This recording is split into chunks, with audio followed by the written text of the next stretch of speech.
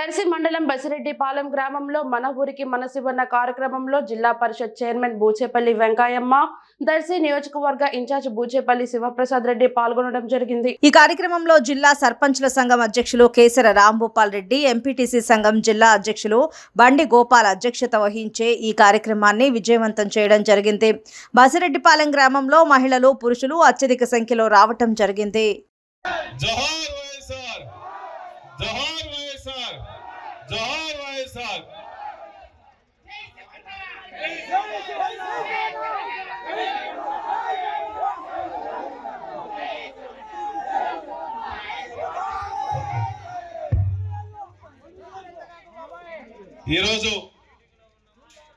ఈ గ్రామానికి వచ్చినప్పటి నుంచి చక్కటి చిరునవ్వుతో, గుండె నిండా అభిమానంతో, మనస్సు నిండా మమకారంతో స్వాగతం పలికిన అక్క చెల్లెలందరికీ, ఆ పూల వర్షం కురిపించిన అక్క చెల్లెలతో పాటు ఆ పిల్లలందరికీ, మీరు పూలు వేసిన దెబ్బలు తగిలిన ప్రేమతో ఉండే కానీ ఎక్కడ దెబ్బలు తగల ప్రేమతో.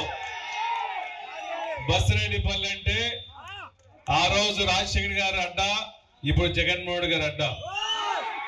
రాజశేఖర్ గారు తదనంతరం మొట్టమొదటి ఇంత పెద్ద మందిరం ఏర్పాటు చేసిన మన కాన్స్టిట్యున్సీలో ఫస్ట్ మందిరం ఏర్పాటు చేసింది ఇదే.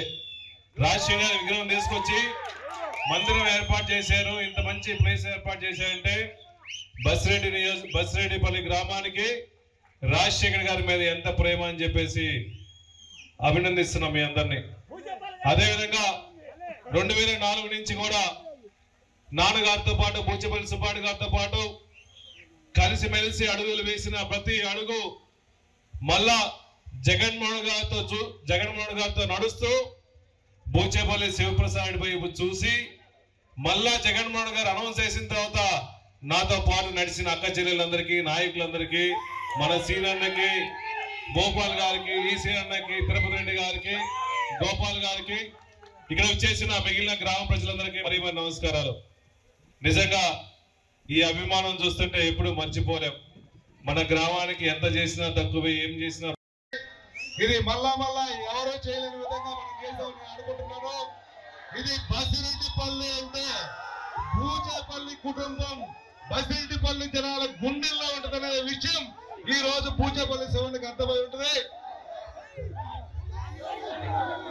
అందరికీ ఇక్కడికి వచ్చేసిన అందరికీ నా ధన్యవాదాలు. 2004లో కీర్తిశేషులు బూచేపల్లి సుబ్బారెడ్డి గారితో మేమందరం కలిసి ప్రయాణించడం జరిగింది. ఆయన కారులో మేము తిరిగే అదృష్టం మాకు కలిగింది. బూచేపల్లి 2023లో మన గ్రామ పంచాయతీలో భాగమైన తుమ్మెలపల్లి గ్రామానికి బూచేపల్లి వెంకయ్యమ్మ గారి పెద్దలు, గౌరవనీయులు జడ్పీ నిధుల నుంచి 30 లక్షల రూపాయలతోటి బసిరెడ్డిపల్లి సచివాలయ పరిధిలో ఉన్న మరొక గ్రామానికి తాగునీరు ఇవ్వడం చాలా ఆనందకరం. మనందరం కూడా ప్రజలను గమనించండి. రేపు జరగబోయే ఎలక్షన్ లో బూచేపల్లి శివన్నని అత్యధిక మెజారిటీతో గెలిపించుకోకపోతే మనం జన్మలో కోరుకోలేము. అది ఒక్కటి గుర్తుపెట్టుకోండి.